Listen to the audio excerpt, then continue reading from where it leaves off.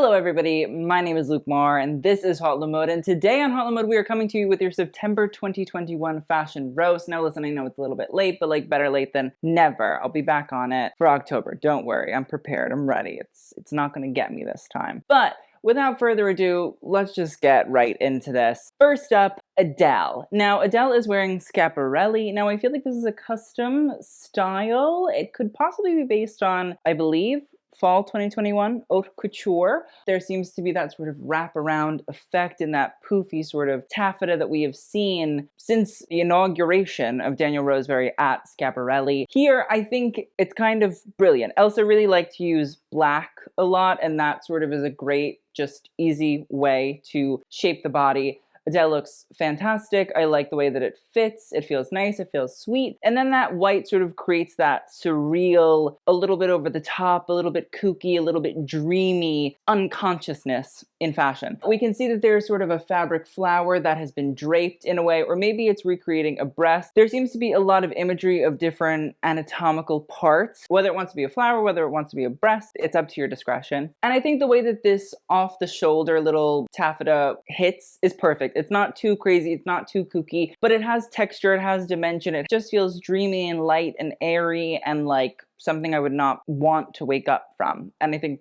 it's a beautiful, simple, easy Adele look, and I think she understands what she needs to do. Is she moving into a fashion era? I hope so. Next up is Amandla Stenberg, and Amandla is wearing Gucci. Now this is a fully sequin dress, and it looks like it has a plunging neckline, but it's not really a plunging neckline. It's sort of like a dropped straight neckline, and then there seems to be some sort of breast nipple coverage going on. I can't tell if that's a heart. I can't tell if that's just maybe some sort of curved shape going on. The issue lies in, if you're gonna go for drama like that, if you're really gonna showcase the body, you can't put a dinner jacket over it. Like, maybe you can put a dinner jacket over it at the end of the night when it's cold and, like, you know, you're tired and you did your whole red carpet thing, but putting a jacket over such a bearing dress, I would say it just doesn't really make a lot of sense. I get it if people want to cover up and all of that sort of stuff. Here for it, living, laughing, loving. I'm just not understanding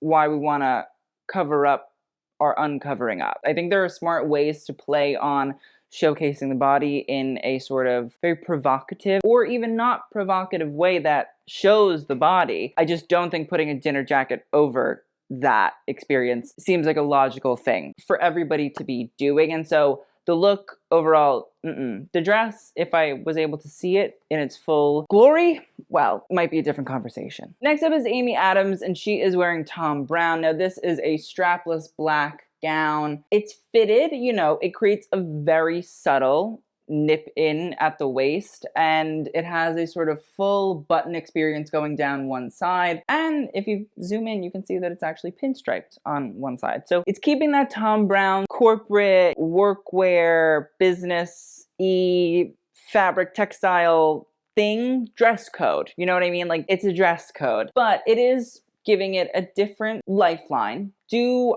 I want more from it? Absolutely. But I think in a weird way, maybe it's good to see Thom Browne doing a red carpet moment that is a little bit more serious. It's not too over the top. It's not too crazy. It's not too attention grabbing. It's just simple and easy, and I can appreciate that. Do I want the more crazy, kooky, over the top? Absolutely. But I wouldn't be mad about it. But if it wasn't Thom Browne, would I be mad about it, I think, is maybe the question. Next up is Ariana Grande, and she's wearing Prabal Gurung. Now I believe this is from fall 2021, and you have this pink corset, bodice, stay, technical terms I'm not the best at, paired with a flared pant in a bubblegum pink. She's wearing a bicep length little leather glove and a rodeo hat and a pair of pearls. Listen, do I like the look? Do I think it's fun? Do I think it has a kooky sort of feeling to it? Yes. Do I wish maybe the cowboy hat was like in pink too? Yes. I think that's just the thing, is I'm getting the full pink, like, flare moment, bringing in this, like, corsetry and sort of 18th century, 17th century, 16th century, 19th century dressing moment.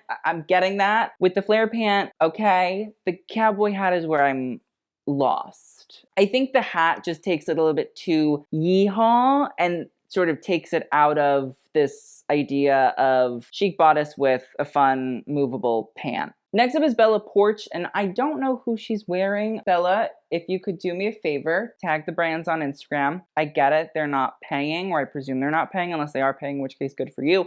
But tag a stylist. Who's making the shit? This is the second time and it's not cute and I need to know. Thank you. Here's the thing. Is this a sort of open little pink sequin dress with a garter moment and a knee-high boot and a black bra and a lot of jewelry? Yes, absolutely, that is what it is. Do I think that it's fashion forward or exciting? No. And I think that's really the issue here is I like what Bella does because I think it definitely has a direction. I definitely think it is fun. I definitely think it is honestly very much so a part of what she does and who she is and how she presents herself.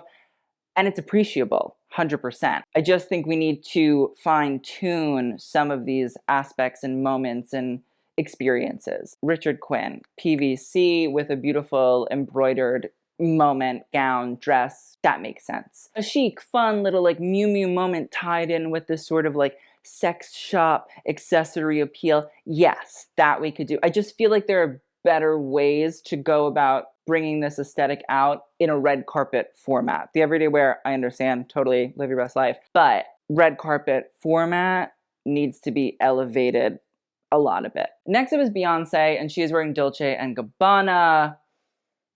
Why, I don't know. Don't let me be the one to question Beyonce's life choices. The green sequin Dolce & Gabbana dress with the shitty fabric flowers hot glued on there. Is that Beyonce?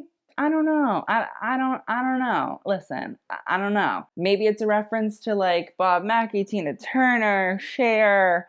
But even then, I feel like I'm stretching. I feel like I'm going to have to go to the chiropractor. Like I'm going to pull something if I'm reaching this hard. It's not good. It's just not good. It's not exciting. It's not interesting. It's not fun. It's not cool. It's not chic. So many other brands that Beyonce could wear because Beyonce has a lot of money and Beyonce could buy a lot of shit. Why Dolce? Unless they're paying you, in which case, like, again, do we need the money? I'm not sure. Let me know. Somebody tell me, please. Next up is Billie Eilish, and she is wearing Balenciaga. This is a moment I can get into. I think that this plays to Billie's overall idea of oversized wear. Obviously, I think as time has gone on, Billie has sort of shed that or she's taken that oversized idea and brought it into other aspects of garmentation rather than just being sort of bulky, baggy things that cover her body entirely. I think she's moving out of that in a subtle way, but it's not something that she's totally left behind. I think this is fun. I like the quilting of it. I think that the big sort of poofy sleeves and the shape and the lace bring back this idea of Cristobal Balenciaga to me. The quilting, not really super Balenciaga, I would say. I think that it's a fun look. I think that this is a brand that makes sense to put Billie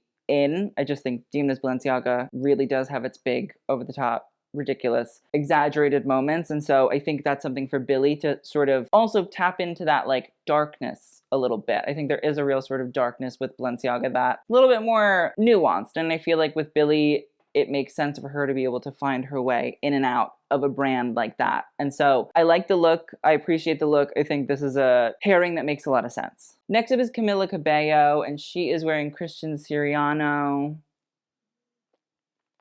It exists, and I think that's the issue in and of itself. It's a tulle skirt, which like great. I've never seen one of those before. This is my first time. Oh my God, I can't believe it. Imagine doing that to tulle.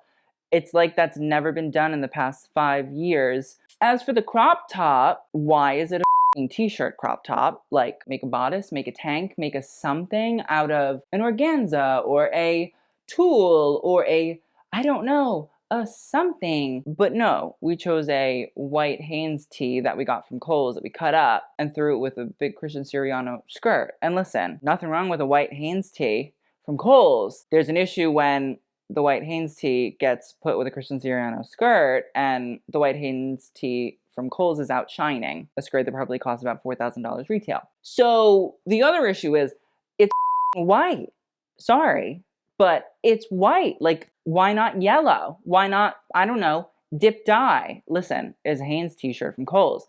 Dip dyeing never hurts. You could have, I don't know, color matched. Kind of part of the job, but I digress. It looks like shit. Thank you. Have a nice day. Next up is Dakota Johnson, and she is wearing Gucci. Now, this is, again, a sort of very simplistic Dakota Johnson Gucci moment, and I feel like recently she's sort of gravitated towards that. Essentially, it's just a pair of leather pants, which, like, Gucci leather, yeah, okay, I'm seeing it. I wish it was a little bit more of an exciting leather, but paired with this sheer, or at least, like, skin tone Gucci monogram corset, I do enjoy. I think the corset is the coolest part of it because I just can't tell if it's actually sheer and it's just the logo on top, or if they used like a really, really good sort of mesh fabric or skin tone fabric that they match to Dakota that really works so that it looks like it's fully sheer even though it might not be. Overall, I think that corset really saves the look. Do I want more from like the leather pants? Sure, but at the same time, like the corset seems to be the main element, and so in that regard, she's cute. Next up is Daniel Craig wearing a pink velvet jacket. Daniel, I get it. You're 007, James Bond, yada, yada. Why don't we go for a little bit more Austin Powers than James Bond here? You know what I mean? Like, let's do a little kooky. Let's do a little crazy. Let's, like, I don't know, spice it up a little bit. It just, blah, it's a blah, pink velvet jacket. Like, you're doing the bare minimum. You showed up. Good for you. But, like, a pink velvet jacket, like, nah. Like, you're title character, babe. You know what I mean? Like, you are 007. So get on it. Do something exciting. There's a theme to every one of these goddamn movies, isn't there? I presume I've never seen one. But I would presume there is. So why don't we, like, tap into that element? You know what I mean? Method dressing really helps. Daniel, please. Thank you. Next up is Gabrielle Union and Dwayne Wade, and they are wearing Gucci. Let's talk about Dwayne first. It's a simple black suit with a little sort of silky satin lapel and pant, waist, belt, and a little white tank underneath. Again, this one actually like fits good, so that's great. But blah, blah, boring, uninteresting, not caring, not intriguing, not show-stopping, not amazing, not whatever. It's just a suit, and that's great, and I love that. So happy for you. Wear a suit. Give me something intriguing. You know what I mean? Like a little feather on the sleeve, a little feather on like the bottom of the pant, like a little feather on the lapel, like a sequin or something. You know what I mean? I'm not saying put the Gucci monogram on it. I'm just saying take a little bit of something fun from an Alessandro Michele collection and like slap that element in there and bam. Again, bar for men on the floor. So if you could just go a little bit up, you know, you'll get your claps. Gabrielle, listen, it's like a bodysuit dress with a sort of sheer, you know, moment over top. It's sort of like a caftan bodysuit experience. Does she look stunning? Yeah, absolutely. I think the way that the black sort of cuts it and creates shape under there is really, really lovely. Do I obviously want more? Yes, 100%. Can I appreciate the fact that they both actually look very nice and, you know, well-dressed and elegant? Sure. Again, do I think that we should have a more exciting moment? Absolutely. Next up is Emily Ratajkowski, and she is wearing Morphe, which I believe is a brand that resells vintage clothing, but also then takes vintage pieces and turns them into their own sort of garmentation as well. So I believe that's what's going on here. Now I believe this is a silk dress from the 1920s that was sort of redone and repurposed. I love the embroidery of, you know, the florals. I think they're really, really beautiful. I think they're super sweet and lovely. And I think it's different when they're made, you know, in the 1920s before machines were really doing embroideries and it was all hand done. And so like I have an appreciation for that. Do I have an appreciation for the fringy, asymmetry, braided moments going on? No, not really. I get it. I understand it. It's part of the experience. Was fringe like the biggest part of the 1920s? Debatable. I do think that there's elements of it that have the sort of modern 1920s feel-ish. Overall, I'd appreciate more, but it's good to know that this brand exists and that they do these things because, you know, who knows? We could be seeing more of it in the future. Next up is Emma Raducanu, and she is wearing Dior. Now, I believe that this is from like Resort 2022. It's that very Grecian feeling to it. Now, it's full of accordion pleats. Now, the pleats, please, but at the same time, it is a Dior sort of trope from, you know, Mr. Dior himself, and it's been carried on by many of the creative directors. So while I'm not always appreciative of it, it has its place in history. I do think that the silver elements that sort of go throughout, they're like little chevrons in a way, and they go down the accordion pleats. They're on the bodice as well. It's not super exciting. It's not something that really, you know, gets your blood pumping, but it's there. It's the design element that they went for. So overall, like, it's not a great dress at all. I hope she doesn't wear Dior or something, because she is a tennis player, and I feel like the fashion brands have really latched on to her. They really want to like dress her. So I'm hoping that she can stay away from Dior. Next up is Gigi Hadid, and she is wearing Versace. Now this, I believe, is also paired with a lacy sort of white bra underneath and a set of string pearl choker moment. It has a very Dior by Galliano feeling to it. Listen, the white suit, it fits nicely. I can't be upset about that. It's a very sort of crisp and clean and sort of plungy, sexy cut to it, especially that blazer that exposes the whole torso. And then you have the safety pin, rock and roll and grunge and 90s. And overall, it fits nice. The plunge is good. I think the pearl choker was a really good way to sort of bring it to a little bit more of an elevation and not make it just a boring blah suit. So I'm happy with this Gigi moment. Next up is Jeremy O'Harris, and he is wearing Schiaparelli. Now this, I believe, is from spring 2022. So when this image came out, it was before the collection was out. So Jeremy is getting the exclusives. So it's a black cropped jacket and a high-waisted pant. As we can see on the crop jacket, there are all these different little embellished buttons or replacing buttons, little pieces of gold surrealism. There's some sort of necklace going on. The high-waisted pant, I think, works. And then the shoes with the gold toes, perfect, amazing. I think this is a great way to sort of spice up a black suit as we know it. Give it a fun, funky accessory, high waist, crop it, play with dimensions, proportions. This is how you do a simple black suit, but in a way that feels like you actually care. Next up is Jodie Comer. Now she is wearing Givenchy. It's a asymmetrical silk top with a black pant.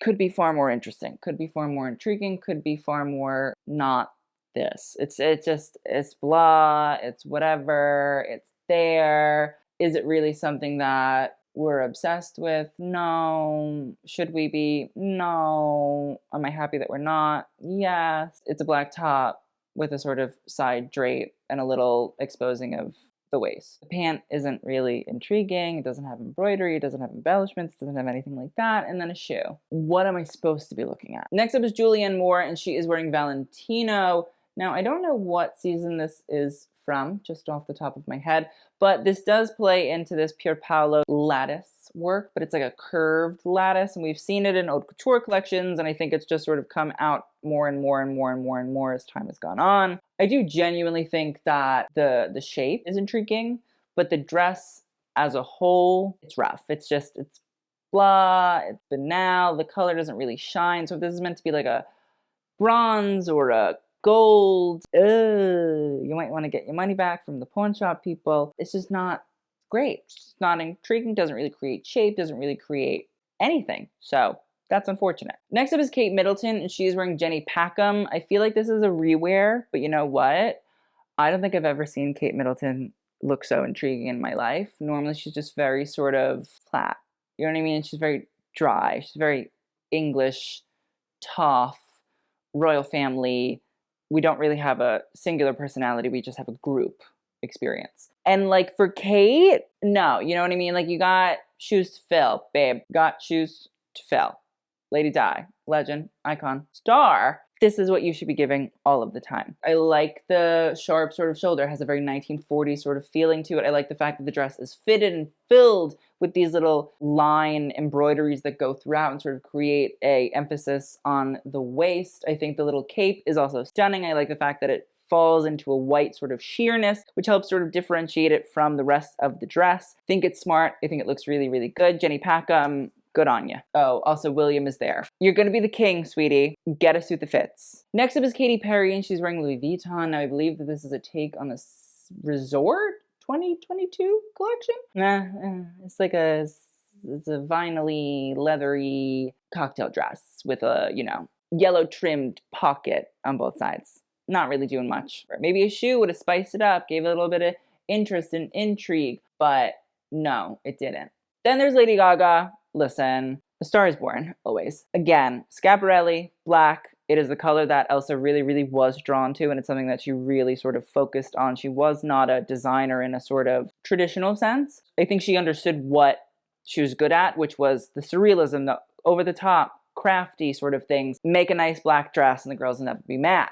That's what she said. I don't know if she actually said that, but that's what I'm saying that she said. That's what's going on here in this strapless dress. And I think the, blue little stole moment, I think it's lovely. I think Gaga is getting into her red carpet territory. She's moving. House of Gucci is coming out in the next month or so. She's getting prepped. This is like test run. She's ready to give red carpet glamour. I love it. I hate when people say, oh, she's giving Hollywood old glam or old Hollywood. Shut up. I hate that. Tell me you don't know what you're talking about without telling me that you don't know what you're talking about. I digress. Love this Gaga look. Very cute, very sweet, very enjoyable. Next up is Leslie Odom Jr. and he's wearing Valentino. Listen, do I think that this look is tailored well at all? No. No, but I appreciate that he took a risk. I like Leslie. I think he's always going for it. And I think this is a fun sort of take on Valentino Haute Couture for men. Now, does it look like there's an Alessandro Teoldi painting sort of being brought onto this suit through different quilt sort of patchworky moments going on here in lighter grays compared to the sort of just regularness of this gray suit? Absolutely, and I think it's brilliant. Pier Paolo Piccioli doesn't always sort of work with artists in a sense where he like takes their stuff and puts it on dresses, like not really a him thing. But when he did it for the most recent Valentino Haute Couture show, it seemed like it was all artists that he really liked, and also it seemed like artists that played into his sort of Valentino aesthetics and color work. So gray, listen, it's not, a super Pier Paolo color, I would say. But I do think that these arms are really, really beautiful. I think the way that they wrap around, I appreciate Leslie sort of going for something a little bit over the top. I like the leather gloves. I like the leather shoes. I just wish it was tailored better. But besides that, he took a risk. I think it paid off. Next up, let's talk about Lorde on the cover of Vogue. She's wearing Schiaparelli Haute Couture. I believe this is fall 2021. And she looks good. She does. I like it. I think it's fun. I think it's chic. I think it's cool. I think this sculptural flower, asymmetrical harness thing is really, really lovely. On a cover, do I always appreciate a full look? Sure. But I do think that this look stripped away from, the stole and the big skirt, I think that it's still just a beautiful sort of piece of sculptural garm. Now, would I say that I'm going to appreciate a sculptural garm all the time? No. But I do think that this, in this context of a cover, works, and I think it's fun. I think it gets across this idea of anatomical, natural sort of sculptures and creations that go on at Schiaparelli, so I'll take it. Next up is Naomi Harris, and she's wearing Michael Kors. It's really simple. There's not too much going on with it. It's just a sort of white sequin dress. Do I think that the sequins are really, really beautiful in real life? Sure. Do I think that they translate on this photo? Absolutely not. Do I think the cutouts on the sides are nice? Yes. Absolutely. Do I think that Naomi Harris has a beautiful figure and so that's why this sort of slim column-y dress works? Yeah, absolutely. Overall, I do think it's a lovely dress. I think it's really stunning. I think the white looks good on her. I like the cutouts on the side. I know that I've turned into a Michael Kors stan and I get it. I do. It looks nice with the sequins if you see it in real life. Okay, I'm just saying. But also I get if people are going to be like, it's too commercial, it's too boring, you wouldn't like this anywhere else. Yeah, 100%. You're right. It's different in real life. I'm just saying. Next up is Nicole Kidman. She's wearing Rodarte. I'm having a hard time believing that this is a photograph taken in 2021. 2001, I believe it. And I believe that she was going to a Sex and the City themed Halloween party. Very Carrie Bradshaw. And I don't always use that as a compliment. While I appreciate what went into embroidering said dress, it's not my favorite Rodarte embroidery and or floral experience that I've ever had in my entire life. I also don't think the tan really works here. You know what I mean? That background of tan, it just feels a little bit awkward and strange and cringy just because it's I know that that's not just flowers embroidered to her skin. So very Carrie Bradshaw. And from that, I say no more. Next up is Olivia Rodrigo, and she's wearing Saint Laurent. And now this is a controversial look, I presume mostly because she's 18 and it's a revealing dress to people. I don't really care unless the dress is ugly and it's revealing. I get why people would be hesitant because she is on the younger side of adulthood. could, but unless she's being forced into these dresses, what can one do? Is it like very sort of side boob reveal? Yes. Is that sort of Anthony Vaccarello, Saint Laurent sort of experience? Yes. Does Saint Laurent date back to like the 1960s revealing the breasts? Full boobage? Absolutely. And so like that's just part of the brand DNA in like so many different ways. I do think the fact that it nips in at the waist just a tiny little bit is cute. I do think this little squiggle is intriguing. I feel like it's eye-catching. I feel like it draws your eyes into that space that is sort of seeing side boob, and I guess maybe that's the intent. I do want to see more though from this Saint Laurent Olivia moment because it feels like she wears it quite a lot. So listen, whilst I'm intrigued by it, I think it needs to go a step further into that Yves Saint Laurent haute couture way back when, 1960s, 1970s, like radical aesthetics and styles and revolutions. That I think it needs to get back there because that would be fun. I feel like for Olivia, it's pushing boundaries, it's making a name for herself. Like, let's do that. Maybe this is a start on that journey. Who knows? Next up is Precious Lee, and she is wearing Versace. Listen, is this like a little bit commercial for me? For me, yeah. Do I think this is like a cute, fun Versace look? Yes. That Under the Sea collection is still good. Like it still is strong. It still is solid. It's not really gonna get that old ever in my opinion, just because I think it's such a good collection. I love the skirt. I think it's fun. I think it plays on the history of Versace sort of scarves and what they mean and playing with different ideas and motifs and all of that. Obsessed. The silk top, it's fine. It's fine. Do I wish it matched maybe a little bit more to the skirt? Yeah, but like I can see the light blue and like aspects of the light blue in the skirt. So like I'll take it. Overall, I think it's fun. I like it. Here for it. Next up is Rihanna, and she is wearing Maximilian here. Now this is for the cover of Dazed and Confused. Essentially, this I believe is a custom Maximilian moment. Now it's a trench coat in white, and then it's sort of a swimwear experience of top and bottom, and then a thigh-high boot, which I like. Overall, it's very reminiscent of Rihanna's, Singing in the Rain, the umbrella, playing on that sort of idea, but she has like a cane and she has like the hot models behind her and like we really love it. And do I like Rihanna sort of giving storyline? Yeah, I think this image is giving storyline. Do I think the clothes are like super duper exciting over the top? No, but I also don't think that like that's necessarily the intention. We then have Rihanna wearing GmbH. Now this is over the top. We love it. This, I believe, is from the spring or fall 2021 GmbH collection. The duo behind GmbH know what they're doing. This off-the-shoulder coat with fur trim in a denim and like a little skirt. It looks fantastic. It looks fun. It looks funky. It looks cool. It looks exciting. It looks regal. It looks opulent, but it's in like a fabric that's usually associated with the everyday person. So like, sold. Next up is Rosalia, and she is wearing Valentino. Now this is a little sleeveless cape moment, which just as a garment I think is really, really beautiful. As for the dress underneath, listen, I again appreciate the fact that it's the same color. I just think Rosalia couldn't carry it. I think that's my issue. My issue is not with the cape or the dress. I think they're actually really, really beautiful. I just feel like it's overwhelming her a bit. Just the look of it just feels like she's swimming in it. And I think if you're wearing something like this, you really, really have to like command it. It's very easy, I would say, to let a Valentino piece sort of overtake you because it is a piece, but it needs to be your piece, not its own piece and your sort of its side piece. So we got to work on that. I do like the gloves. I feel like they're sweet, but you have to sell the garment, and I don't feel like Rosalia is selling the garment. Next up is Ruth Negga, and she is wearing Arnold Gossi. This is vintage from none other than Shrimpton Couture. And listen, Arnold Gossi, American designer, not really talked about all that much, but probably should be. I do think it's a sweet gown. Is it very like 80s feeling?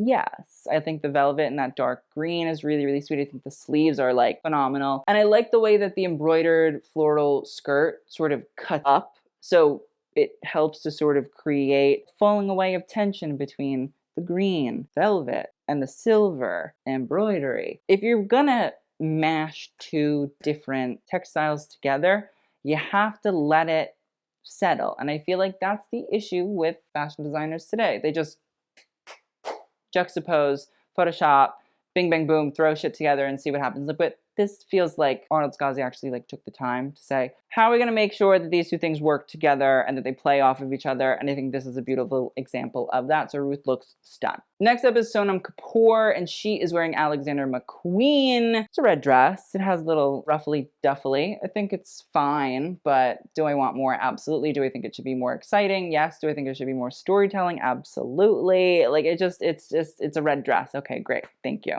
Anything else? No? From McQueen? It's disappointing. And finally, we have Tessa Thompson wearing a feathered haute couture gown. Maybe it's not haute couture. I don't know. I can't really tell anymore. It's a feathered gown. I love the way that the feathers sort of come down and create a shape on the torso that's not the usual sort of style. It's not fitted. It sort of feels like it folds out more. It gives more sort of ability to shrink into it, which I think is nice. The black belt, not necessary at all. We know this. It wasn't necessary when Christian Dior was doing it. It's not necessary now. If the dress fits, don't have to put a belt on it. Right, peeps? And I think the way that you sort of have this brownish and whitish layering of the feathers is also kind of nice. I feel like it's natural. I feel like it's earthy. I feel like it's easy. I don't think it's sustainable, but feels like it's a little bit Whole Foodsy. So overall, I'm not mad about it. So with that, that's the end of today's video. Let's talk about the best and the worst. Okay, so I'm giving best dress to Adele. I just think that dress is really beautiful. I think it's really stunning. I feel like she just looks really, really lovely in it. And I think something about this dress also is, I don't think it really matters your size. I think it just would be a beautiful dress no matter what. Worst dressed is... oh, Camila Cabello. That was bad. We know that. We all know that. It was garbage. Garbage. So please let me know what some of your favorite looks from September of 2021 were. I'm sorry this video is late. Again, October won't be. I will see you guys in the next video. Thank you so much, and TTY.